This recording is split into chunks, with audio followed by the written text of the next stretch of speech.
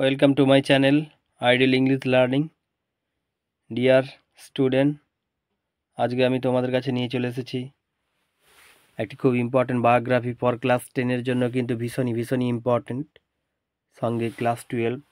তো দেখো, আমাদেরকে আমি রতন টাটার বায়োগ্রাফিটা পড়ে শোনাবো, আর যাদের এই রাইটিংটা খুব দরকার তারা কিন্তু একটু পজ করে লিখে নিও। সেন্টেন্সগুলো কিন্তু এই বায়োগ্রাফিতে অত্যন্ত সহজ হতে চলেছে, তাই দেখার অনুরোধ রইল ভিডিওটা। চলো শুরু করছি। তাহলে রতন টাটা নামটা সত্যি কিন্তু একটা গ্রেট নাম, আমরা সবাই জানি। চলো আমরা এবার শুরু করছি। Ratan Tata was a great prominent Indian businessman and philanthropist who served as the chairman of the Tata Group from 1991 to 2012। মানে রতন টাটা ছিলেন একজন খুবই প্রসিদ্ধ এবং একজন মানবদ্রোহী বিজনেসম্যান, এবং তিনি চেয়ারম্যান হিসেবে কাজ করেছিলেন টাটা গ্রুপে 1991 থেকে 2012 পর্যন্ত। তারপর কি বলা আছে দেখো,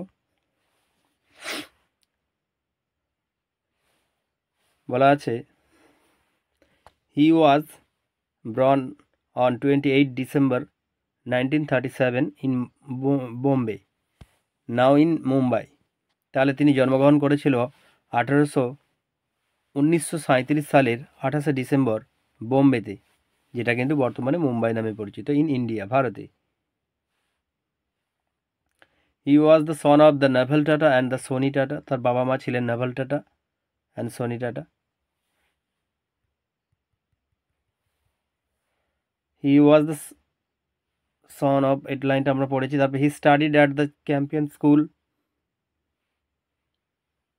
Mumbai still 8th grade, then he started at the Campion's Cathedral and the John's Cannon School in মুম্বাইয়ের ক্যানন স্কুল এইসবে পড়াশোনা করেছিলেন। He graduated high school from Riverdale Country School in New York City থেকে তিনি গ্র্যাজুয়েশন করেছিলেন।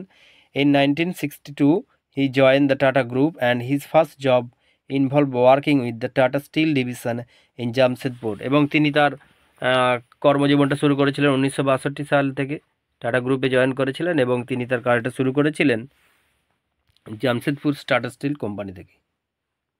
ওকে, Ratan Tata gave the purity and innovations and the infuse youngest talent into the company। কোম্পানির মধ্যে কিন্তু রতন টাটা সবসময় কিন্তু প্রিয়রিটি দিয়ে গিয়েছেন কাকে না, কোম্পানির ইয়ং ট্যালেন্টেড মানে তরুণদেরকে। During 20 years he led the Tata group in the grow over 50 time. 50 গুণ বাড়িয়ে দিয়েছিল ওই 21 বছর তিনি সার্ভ করে।